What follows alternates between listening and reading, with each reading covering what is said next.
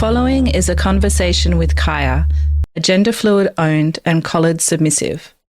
Kaiah embodies roles such as fox, primal prey, brat, and good gal, and shares their journey navigating desire, identity, and the psychology of submission. We explore the unique dynamics of DS relationships, the meaning of ownership, and the powerful primal instincts that shape their kink lifestyle. Before we begin, a quick word from our sponsor. Looking to take your BDSM experiences to the next level? OzGaga, your BDSM and kink fetish boutique, has everything you need. Proudly Australian owned and operated, they offer a wide range of high-quality products to help you create your next steamy BDSM scene. From collars to cuffs and beyond, OzGaga has it all. Visit ozgaga.com.au today to explore their selection and bring your fantasies to life.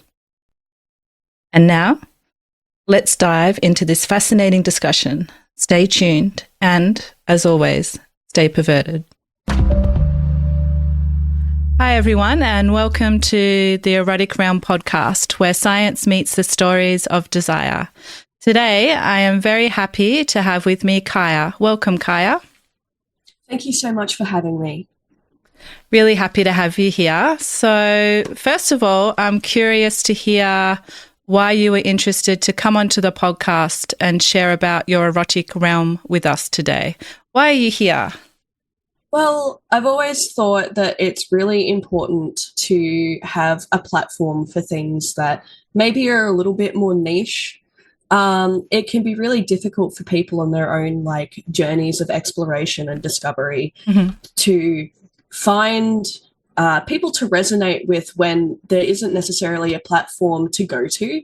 So I think the podcast is playing a really important role in educating people who might have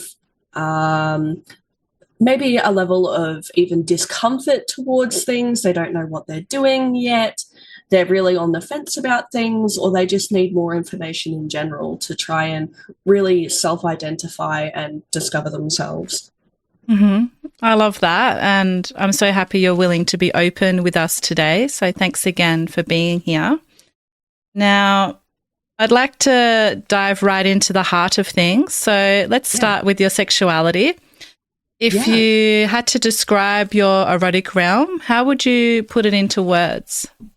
So I think my gender does have a lot to do with it, being a non-binary person. I use all pronouns. I'm very fluid. And I'm someone who identifies as pansexual, but I am demi-romantic. So it does pull me in slightly different directions sometimes. Sexuality, sex, kink is something that I indulge in and I have a lot of fun with, and it's been very therapeutic for me, and it's great. However, it is very separate from my romantic life, of which I find very, very few people in the world that I can really connect with on that level. So you mentioned being non-binary, pansexual, and demi-romantic. Can you share about each of those with our listeners in case they haven't heard about those before? Yeah, so obviously my own definitions of those words are going to be different to a lot of people's because it means very different things to very different people. So for me personally, I identify as non-binary because I've never really felt completely at home with the concept of being a woman. I'm AFAB for reference. So I never really felt like a gender. I only ever really felt like myself. And joint with neurodivergency, I felt very alien and very, I don't think alone is the right word, but it was very hard to feel like I belonged to a specific gender because there were so many things that went with those things. So when I discovered non-binary, it really felt right because I've always just sort of felt like I existed as myself, and that's the only thing that mattered. So in the way of pansexuality, it has taken me a long time to get to that term. Excuse me. And I still don't necessarily know that that's correct, but it's the most correct that I feel with at the moment. And basically what that means to me is my sexual attraction, physical attraction, the energies that I'm attracted to, it really doesn't matter who the person is on a physical level. I can absolutely be smitten with someone regardless of their body's physicality. It has absolutely nothing to do with that. If I'm attracted to you, it is I'm attracted to you as a person, and nothing else really matters. Beautiful. And with the demi-romantic side, it's very similar, but I find that I don't end up feeling romantic attraction towards anyone that I don't have a very solid foundation with. I have struggled in the past trying to like date and open my heart to people that I don't know, and I'm definitely a person that time and time again has ended up falling in love with her friends and her close inner circle rather than people that I've met. Okay, beautifully said. Thank you for sharing. And in terms of your kinky sexuality, what roles do you describe yourself as? So I am a switch, but I do sort of sway more towards the submissive side. Particularly, I'm in a DNS relationship. I have a master, and he's also my owner. So I play a lot with pet play. I am a fox, which is not necessarily an overly common pet. It's by no means rare, but not as common as, say, puppies and dogs or kittens and cats, which does sort of put a slightly different energy into the DNS relationship. We also play a lot with sort of primal and hunting, as well as C&C and sort of the what you might call morally grey areas. Okay, so for those of us who may not know about pet play, can you describe for us what it means for you? And some of us might have heard about pup play, but not fox play so much. How does that differ? Yeah, so for me, pet play is a space. So it's a mind frame. My fox self, it's like a little persona that lives inside me. She's got her own name. She's got her own personality. She is very playful, very bratty is probably a very good way of describing her, but very fiercely loyal to her master.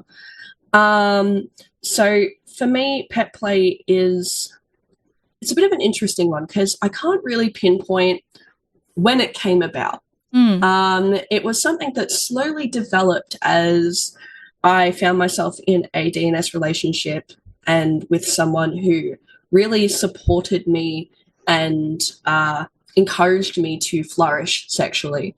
And she just sort of came out and she was there, which was very interesting and a little bit confronting at the time because I wasn't 100% sure what that meant for me and what that meant for my sexuality and what I was attracted to, because there is a lot of, in my opinion, misinformation about what pet play means and what its connection is to really not great stuff that happens with sexuality and animals and anthropomorphic, creatures and characters in literature and TV.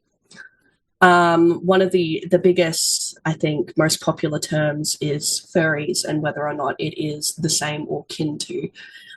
In my personal belief, it's not. But I do believe that there would be quite a lot of pet players that do cross that line and have interest in both atmospheres.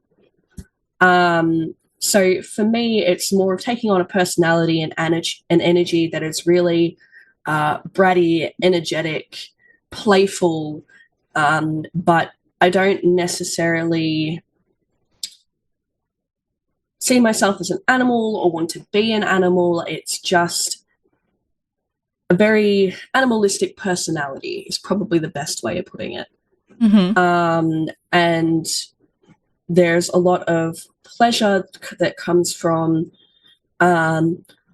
punishment and reward as if put upon an animal or a creature, you know, being petted or getting animal toys or treats or, you know, a big fluffy bed or something, rather than a more traditional, maybe submissive treat or reward for good behavior. So how does your fox persona differ from your everyday self, would you say?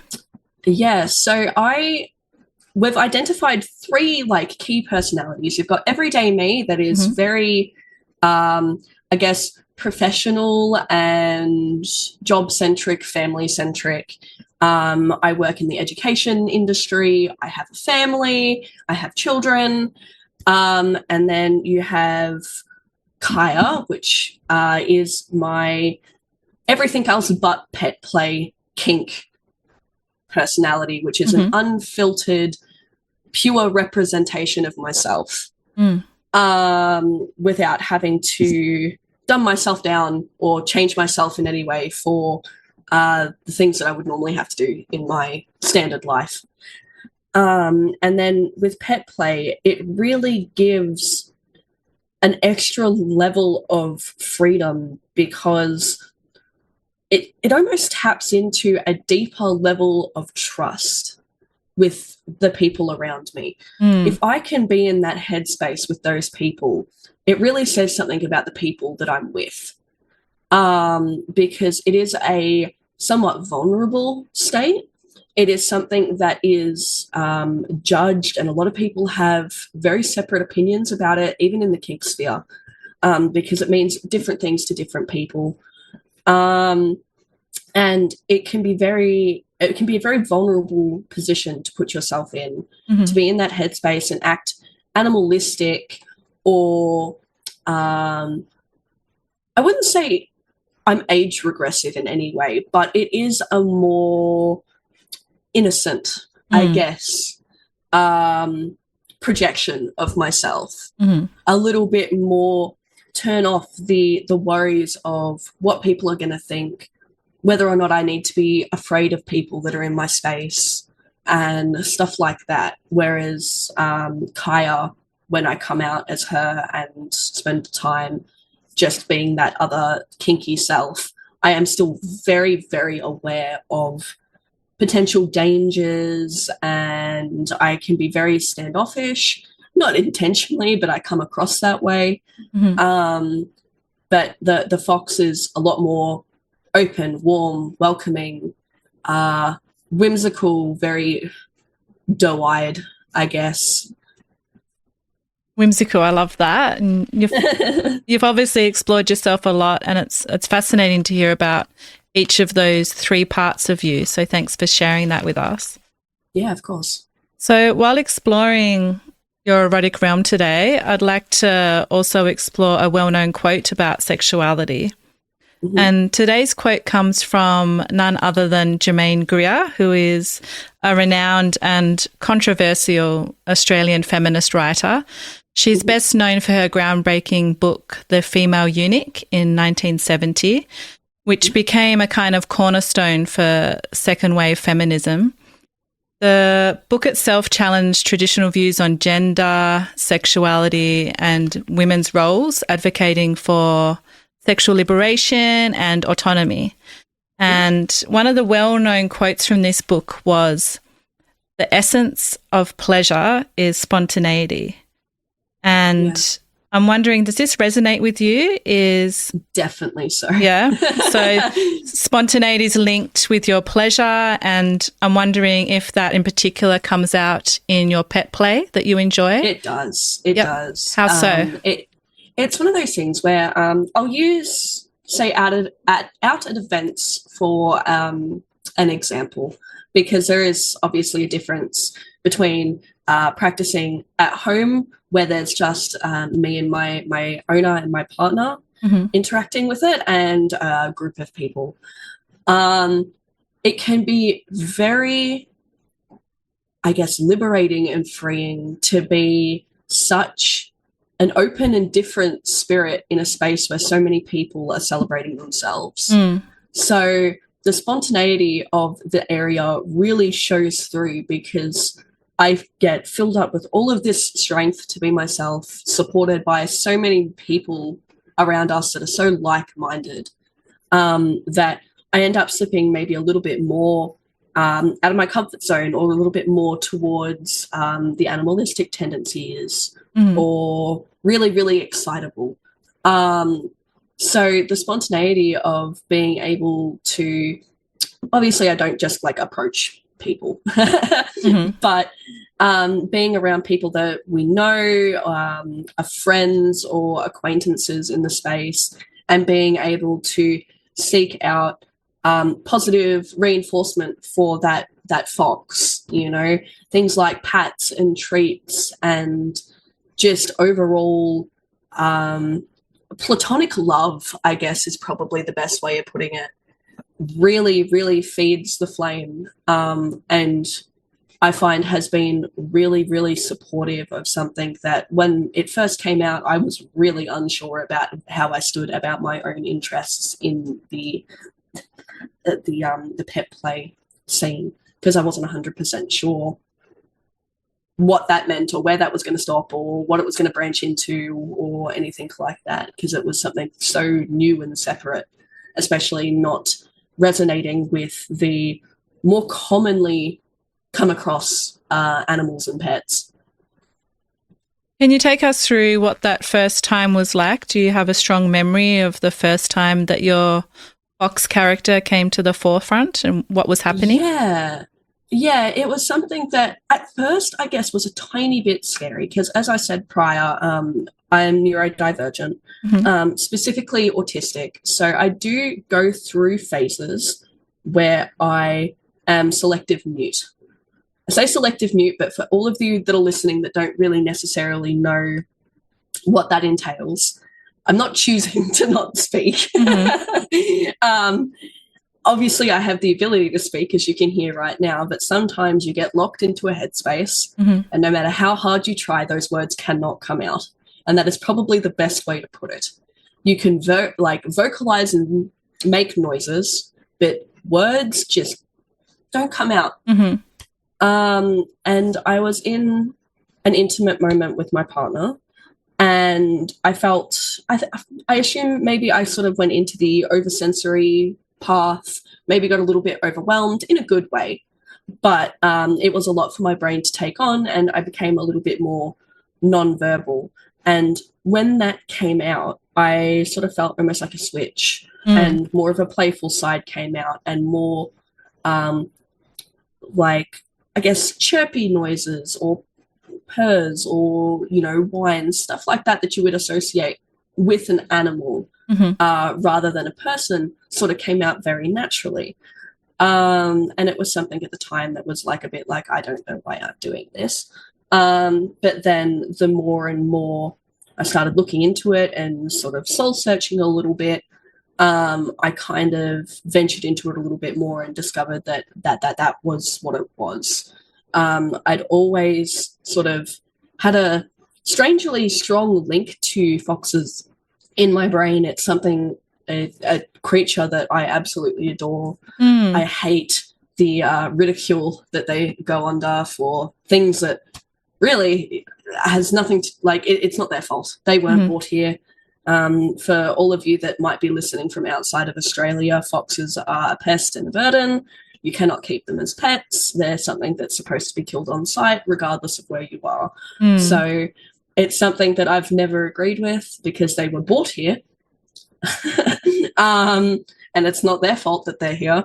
But I've always just felt that they are really gorgeous creatures that just represent so much of existing to exist, is probably the best way I could describe it. They exist in their own area here in Australia, because we don't have a lot of, I guess, predators like that.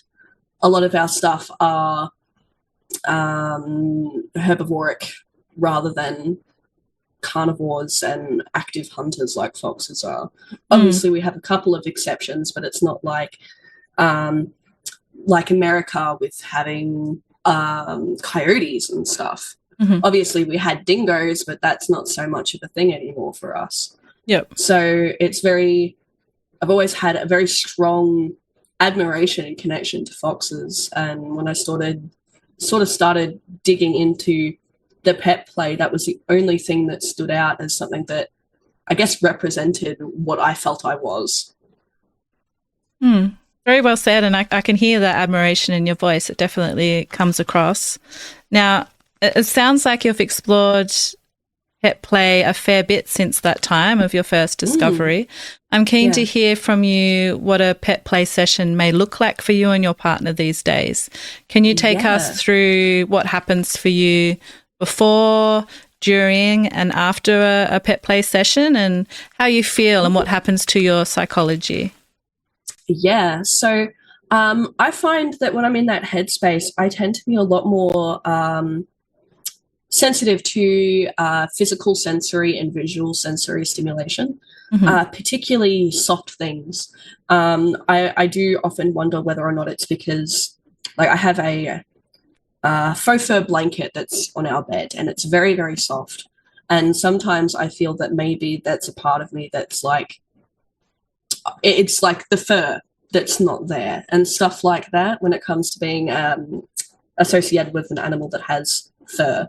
So that can really help elevate me and get me into the headspace. I also have ears and a tail. The tail's relatively new because it took a long time to actually be able to find something that I felt suited myself as that creature, which is something that I think is also not talked about enough. It's very hard to find things that truly represent you as a pet, because, not to necessarily stereotype, but there is a lot of, I think, companies that cater to white cat, black cat, kitten, brown dog, black dog, puppy, and that's all they really have in the way of colours.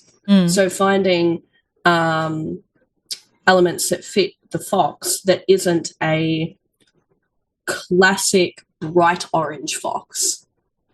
I've always had this thing where I've needed my ears and my tail to match what my hair color is, which is a much darker brownish red. And it's just an extension of really creating that image and representation of that fox. So for us, a scene at the moment tends to be a little bit more, it could go two ways. It could go a little bit more primal animalistic, because my partner does have a primal a side as well, a primal top side. And it can be a little bit more rough. I'm going to say painful, because biting, scratching, not actually being hurt. And just really raw, unfiltered, passionate sex and takedown and all that sort of stuff. Or it can be more, I'm going to use the word clinical. I'm not necessarily into, say, medical play as is, but I find that we thoroughly enjoy a scene where, say, fox has been caught by a ranger or something and it has to go through a physical. And it's very attention to detail, sensory on and off, temperature on and off, exploration in a scene. And then for aftercare, a lot of the time it's just a lot of really soft cuddles, really expressionate love, water. I will I will scream, drink water from the rooftops. But yeah, just a lot of checking in, making sure I'm coming back out of the space okay. I haven't gotten too worked up with sensory, because it can, even though in the moment it's brilliant, coming out of it can be very difficult sometimes, and regrounding into a physical space where sometimes we might have to go and do something, or I need to go to sleep, but I'm going to lie awake for 3 hours because everything is loud, or I can feel everything. So it's really important to do grounding techniques after it as well. It sure is. And how do you think pet play challenges traditional understandings of your identity and relationships? Well, in the way of identity, obviously, there'd be a mix of listeners that have gone through this. I am someone in my mid-20s, so I grew up a lot with the internet and people discovering things for the first time and being very, very vocal about those things, and having things be represented at extremes is probably the best way to put it.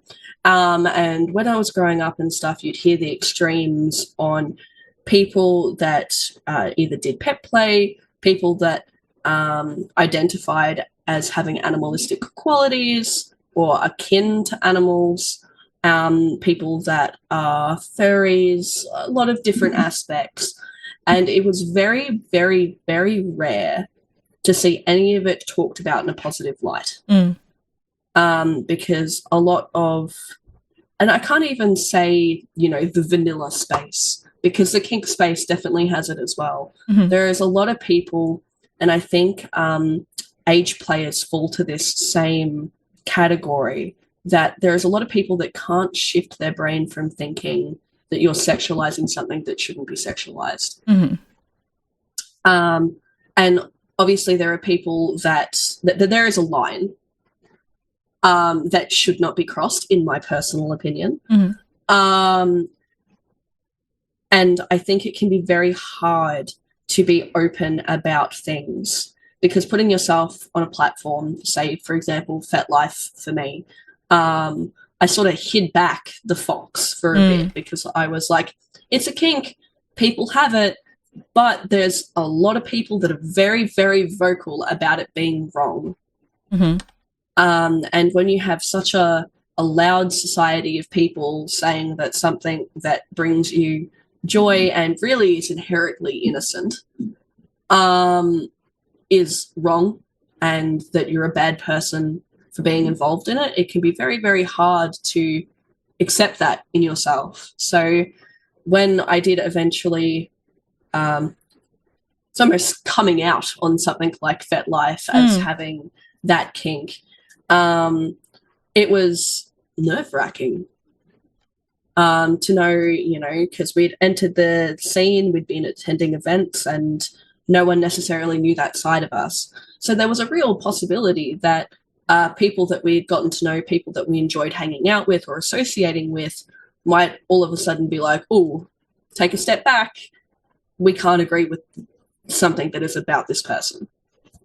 So it's definitely nerve-wracking, and I definitely feel for anyone that is sort of having that internal struggle of whether or not pet play is morally correct, or if it makes you a bad person, or if you're doing something you shouldn't do, because I think it's probably something a lot of us go through internalized that we don't talk about. And how was that coming out for you on FetLife? What kind of reactions did you have from the community and your friends? Yeah, so I've had a lot of positive like reinforcement about it. I don't recall necessarily having a massive negative reaction to it at all. And if anything, I actually found that after I started expressing the fox, that a lot of the people around us either started exploring pet play to an extent themselves, or also stepped out and was like, oh, well, me too. So that was quite nice to know that there was people that, maybe in some way felt supported or safe to express that, because someone close to them had made that step.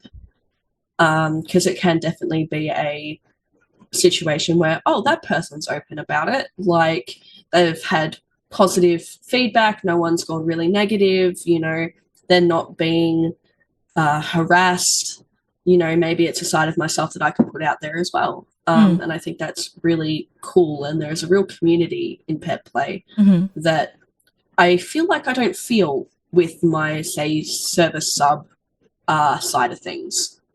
You do feel it a little bit between, as a submissive slave, there's like almost a little community of respect, I think, because depending on, say, your discipline, it can be a very...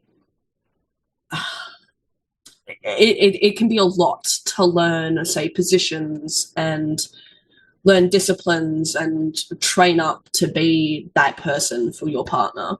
So I think there's like respect there, and I think it's very similar to pet play where there's a big celebration of feeling comfortable enough to be openly out about it, because you don't necessarily see pets at events that aren't specifically for pets. Well, I'm glad that your coming out was an overall positive experience for you. Now, Kaiah, you mentioned just before about the positive aspects of pet play and how they aren't being explored a lot. I actually came across an article which does highlight the positive aspects that I'd like to explore with you.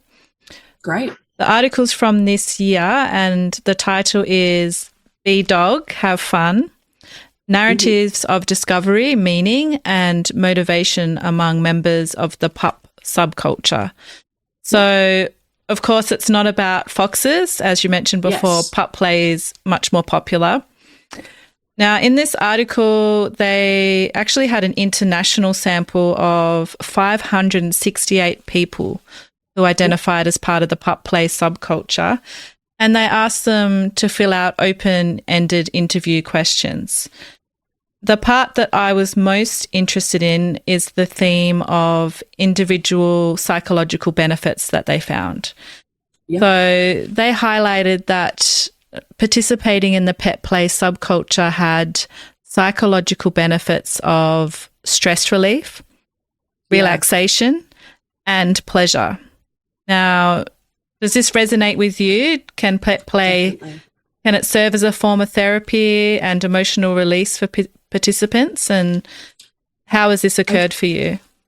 I definitely think so. Me and my partner have this saying that because we tend to try and go out to events once a month.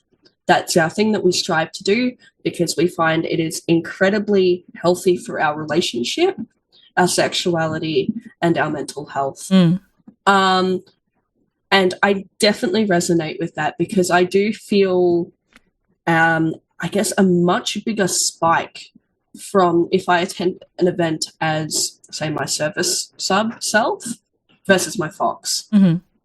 There is something, and it could be just circumstantial, it could be a complete coincidence, but I do find that going out, interacting in such a free way, playing with other pets, excuse me, 1 second,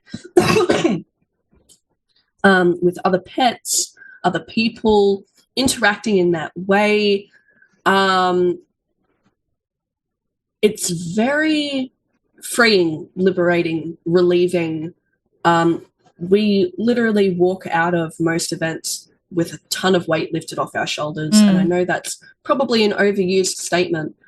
And I thought I knew what that was before I started attending events and attending as a fox. But you literally do feel lighter.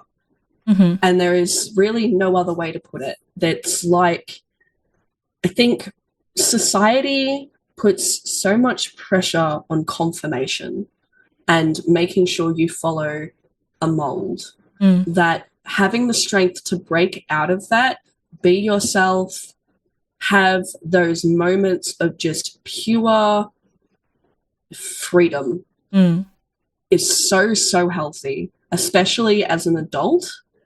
because it's something we tend to celebrate in children. And then one day we wake up and it's not acceptable anymore. And I find a lot of people, it's not like we're prepared for that. It just happens one day and we're not allowed to do that anymore. And I think it's probably very damaging on the brain. Like most things, the brain doesn't necessarily cope very well with instant change that has to happen right now. So I think having that space where it's safe to just completely be yourself, and it's not an act, you know, and I think it's very, as I said earlier, being that I work in the education sector, I see so much freedom and truth to what people are prior to when society tells them that's not what they should be. And then they have to change. And I think that's really bad, to be honest, because why? Other than, like, you know, obviously the governments of the world and the leaders of the world want their people to be productive and responsible, but I don't understand why there's such a push to that not being able to be balanced with freedom and still being exactly who you are. You know, it's not so separate. It doesn't have to be so separate between being free and yourself and a child versus being an adult who follows the rules and follows society, or else they are shunned. 100% yes to freedom, and that's such an important point. So thank you for sharing that.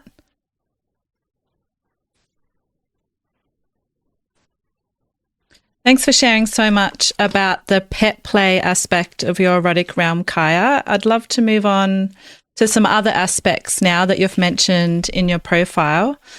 So you also talk about temperature play as well. I'd love to hear about that and what excites you about it psychologically as well as physically. Yeah, definitely. So temperature play is something that I kind of stumbled across accidentally, me and my partner, through just a general experimentation with toys and different accessories that we have, because we've got quite a extensive kit now. And something that I'd always really enjoyed using was penetrative glass toys. Never really understood why, just felt nice. And my partner, who those of us close would know as Aries, so I'll use that name if I have to refer to him. He is much more experienced than I am with everything. He's got about 15 years varying between dominant and submissive roles. So he's been very educational and very explorative with me, which has been amazing. So when I enjoy something and we can't necessarily pinpoint why, we really delve into the different elements of what it could be that I'm enjoying. So one day we started just experimenting with particularly, I think it was summer, which can obviously get very, very hot, especially when you're doing when you're being intimate or doing scenes or stuff like that. And I think it was something as simple as I got playfully splashed with water, and the rush of coldness very positively, there was a very positive reaction in my body. And it was probably at that moment that we realized that, oh, cold, more so than warm. So we experiment a lot with extremes of cold, and then sort of getting my body back to room temperature rather than warm, because I don't do the best with heat. We've tried the other direction with, say, wax, and wax is too much for me, so we just sort of stopped there, because generally speaking, if you can't handle the candle wax, you're probably not going to be able to handle much more in the way of heat. So we experiment with ice water and putting toys and accessories to cool. So if we have the house to ourselves, or when we go out, we've got hotel rooms and stuff like that. We will cool off metal and glass and all that sort of stuff with ice water, or in the fridge in like a little sanitary bag, because nobody wants that either way. And we tend to use that. It can be very overwhelming, but my body's reaction to cold is just, I don't think anything else affects me quite like ice and really, really cold items do. Fun. Very fun.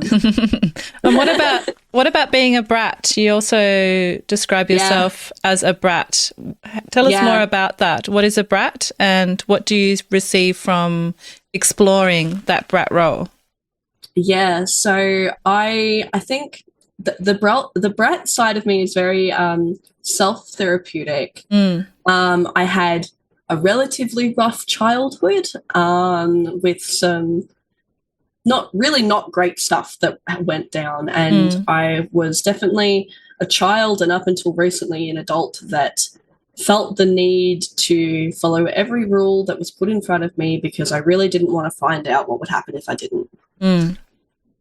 So the brat side, when that started coming out, it was really almost empowering, being able to playfully fight back, say no even if I want something, and make someone almost work for something, make someone work for my submission.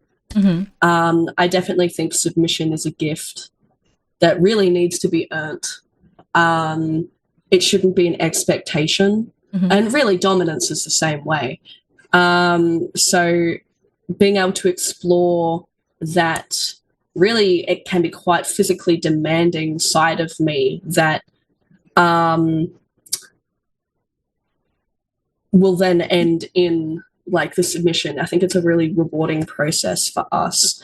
And I take a lot of just legitimate general enjoyment from certain aspects of bratting, like escaping bondage and rope. I get a real rush of happiness and excitement, and I feel like really good about myself if I can get out of knots. It feels like I've accomplished something amazing. So there's a real rush of happiness in those moments. It's very, I guess it's very instantaneous reward for action, which is really, really nice. And being able to safely and securely explore that with my partner, who, obviously I feel safe to say no to, or to fight back against, or to have that push and pull of power without the concern of whether or not I should be doing it, or if I'm going too far, or what's going to happen if I do say no, or do stand up, or do have boundaries. It's been very, very healthy and good for being able to celebrate saying no, which I think is very important.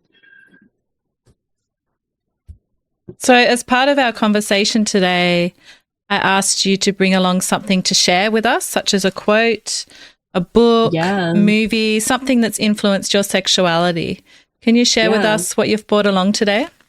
So I do have a quote. It's by Alice Walker, and it's, "Sexuality is one of the ways we become enlightened, actually, because it leads us to self-knowledge."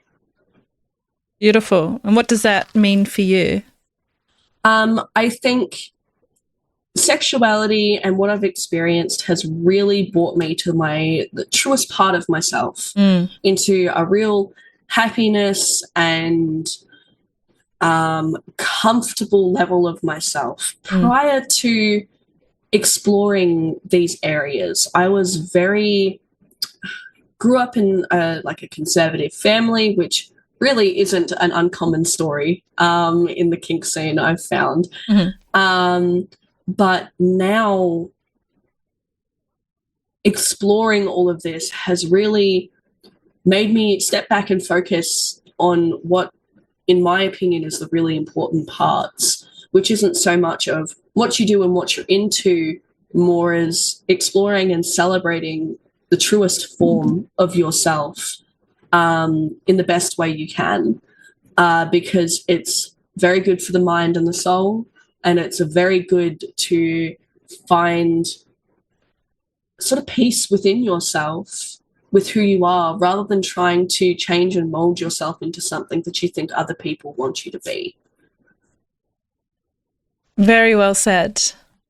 I'd like to go back to primal sexuality a bit now. Yeah. What do you believe is misunderstood about primal dynamics, and what would you like to say to those people that have these misunderstandings? Yeah. So primal and I'm going to say consent play is probably a good term to use, because it's not necessarily always combined, but it can be a lot of the time. And I think there's a lot of very understandable fear about being in a position where someone has so much power and control over you, and you're in a position where, when you're describing it to people that might not indulge in those things, it can sound like you might have rose-tinted glasses on, and you might be in a really, really bad dynamic or relationship and not be aware of it. And I guess what I say to those people is, while those situations definitely exist, if someone is wholeheartedly celebrating and expressing themselves and talking about how much they trust their partner and how liberating it is and everything, trust that they know their limit. Because it takes a lot of trust and security with someone to explore that side of things, because it can be damaging. It can be very physically and emotionally draining. It can elicit trauma responses depending on your life. And they've taken very, very big steps to be comfortable doing that, and then furthermore to be comfortable sharing that with you. Try to keep an open mind and not make them question it, because they have had such a long journey getting to that point that they've been able to discuss that with you. Trust that they know what is best for them and they know their limits. Beautiful. So how do you balance the playful and innocent aspects of your persona, such as being a brat or pet play, with these more intense and primal sides of you, such as being a primal prey? Do you find that your need for either side fluctuates? Definitely. It definitely does. And similarly, I'll go through spikes of what attracts me to a person. So I'll go through spikes of maybe someone who's really secure and maybe predictable. I use that as a positive word, versus someone who's a little bit more wild, unruly, maybe might even come across a little bit dangerous. And I find I have to be very careful with that last one, because and it's a balancing act I do with my partner, because we're ethically non-monogamous. So when we go out, we do experience other people together. But we have a very open communication of, if I'm feeling that I'm attracted to danger on a particular night, I will outwardly be like, hey, I need you to be really onto it, because I might make not necessarily great decisions about who I'm attracted to tonight. And I need you to be able to pull me back and go, hang on, we need to analyze this and make sure this is something that we really want, because we may not know this person yet, or like to the extent of what we'd want for that aspect. And it is a balancing act. Sometimes the fox and the primal crossover, and that can be really fun. So it's the fox receiving the more animalistic, very primal prey stuff. And I think it's one of those things where it's really nice to be able to act out those fantasies in a safe, secure environment.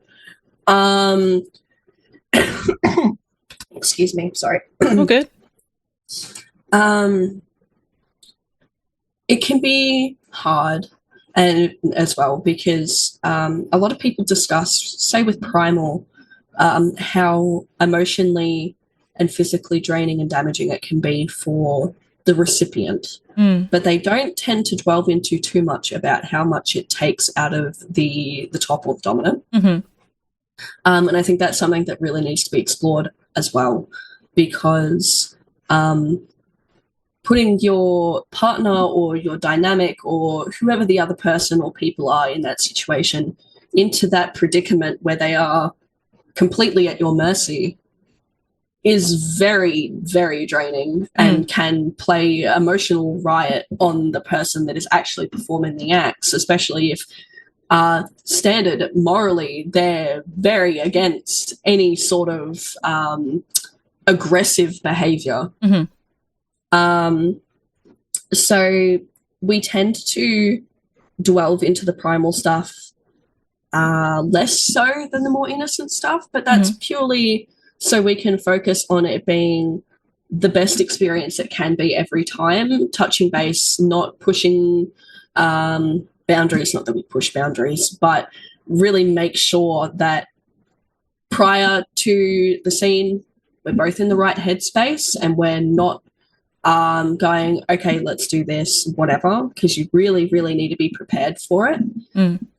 Making sure open communication and safe words and anything else that needs to be followed is followed during the scene, and then that there's ample time afterwards to have aftercare, because even if it goes well, it can be very draining, but if for whatever reason something elicits a trauma response or you slip out of the mindset, even, because it can really be as simple as that, you really need time afterwards to ground, sit with your person, come out of it, talk about it, talk through it, and really get yourself to a good headspace again, because it can be a gamble.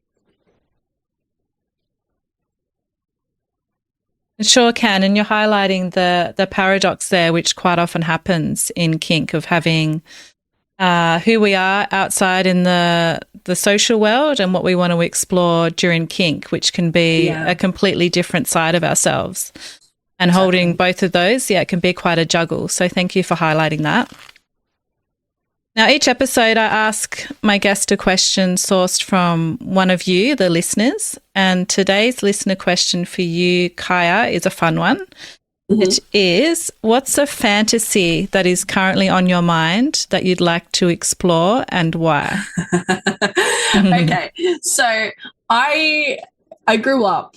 I'm currently very nerdy, very into video games, very into pop culture, all that sort of stuff. Very big part of my personality. It's actually a very big part of my developing sexuality as well when I was younger. And I think that's where a lot of my interests in stuff like Primal Play and stuff comes from, because I found myself very attracted to the morally grey, dangerous video game characters, particularly things like the assassins from Mortal Kombat. Not necessarily a great group of people, not necessarily bad, depending on your stances on, on things. And because of that, I've always sort of had an interest in groups of overwhelmingly powerful male and male, I can't think of the word right now. I've pulled a blank. I'm not sure what you're talking about either. I can't help you right now. People that identify as male. Well, okay. There we go. I was like, what's the word? So male and male identifying, that's the word I was looking for. Yep. People. So I've had quite a large fantasy for a long time about being a recipient to several very dominant, powerful men. And that's something that I'd love to explore at one point, but it is going to take a long time to build up those levels of respect, trust, and admiration with a group of people where I can trust in that situation. Obviously, my partner would be involved, and I trust him to facilitate and stop if required. But that being said, it's not just my criteria that needs to be met. It's also his. If he, if I like someone, he has every right and almost responsibility to stand there and go, actually, I've observed this about this particular person that maybe we need to stand back and observe just a little bit longer for me to feel completely comfortable with relinquishing control to them. So that is a big fantasy of mine, always has been. I hope it happens one day, but it is going to be a long process. Wonderful. I hope it happens for you as well. Thank you. So I'm curious, what has been the most surprising realization about yourself since you started exploring kink? Yeah, so the kink scene and attending events was actually the first time in my life that I was supported to explore my sexuality. I always had, I don't know if I'd call it a hunch. I always identified as being bisexual or on the bisexuality spectrum from, I'm going to say probably about 14, 15 years old. So for the last 10-ish, 12-ish years. But I had never actually been put in a position where I could experience women, AFAB, female identifying people. And I think because I had gone so long only experiencing men or male identifying people, it became very almost scary and daunting, the idea of having a passionate moment with a woman or female identifying person. It was, my nerves and anxiety were through the roof. I didn't know what to do. I always felt myself sort of pulling back and being very nervous around the sexuality of other women, I guess. Not necessarily in a homophobic way. I've always celebrated everything, but the idea of, being out and having someone come on to me or talk to me or chat me up, it was always very, very hard for me to follow through and try for anything, because I always had that inner doubt and questioning of, maybe I just said bisexual because it's the easier, like it broadened my horizons. I didn't have to make a choice. I didn't have to, stick to a mold. I've always had that question of, maybe I'm not, maybe I don't know what I'm talking about. So when we finally found ourselves in that position and I was completely supported to experience that, it was almost very emotional. Having to, getting to experience that for the first time. And it was something as innocent as just a kiss. And it was very emotional and very overwhelming, because it was like the final page of the first chapter that had been writing for 10 years was finally finished. And we could finally move on because I knew. And even now I look back on and go, I don't know why I ever questioned it. It's kind of funny to me now. Yeah. Because I find myself greatly attracted to feminine people, or even, masculine female identifying people. But it was just a huge step to finally take. And it really sort of broke me out And it was like that final thing that needed to be put in place to just fully express and accept myself for what I was. I felt that with that, because this all came after I had my child, which was also a big thing for me, identity-wise, being someone that doesn't necessarily identify as being a woman. Going through the process of childbearing was a very difficult, because the days that I wanted to appear more masculine were robbed from me. It was my own choice, but it was something that I had to get past. And I think after that part of my life and then branching out into the kink scene and finally experiencing that other side of my sexuality, it changed so much about my perspective of myself. I'm someone who dealt with a lot of body image issues growing up. And now I'm at a place where I look in the mirror and I don't, for the first time in, I'm going to say probably about 15 years, I actually see what's in the mirror. And that my body and myself is beautiful and sexy and, you know, this thing to be appreciated. Because I find that now that I'm in a space regularly that everyone's truest self is on display, that you're really not comparing, like, the comparison isn't necessary. Everyone is so different that comparing yourself physically is almost a moot point. So I think it was incredibly beneficial. Hell yeah, I love that you've got to that place and the amount of self-love that you just expressed, so thank you for that. And I'm curious now to know what advice you'd give to someone who may be listening and they're thinking about getting into kink, navigating their first experiences, maybe with a gender they haven't been with before, like you just spoke about. Maybe they're thinking about getting into pet play or primal dynamics. What would you say to them? I'd say, first and foremost, the key to anything, you need to feel as confident in yourself as you possibly can at that point. Obviously, that is going to vary for people.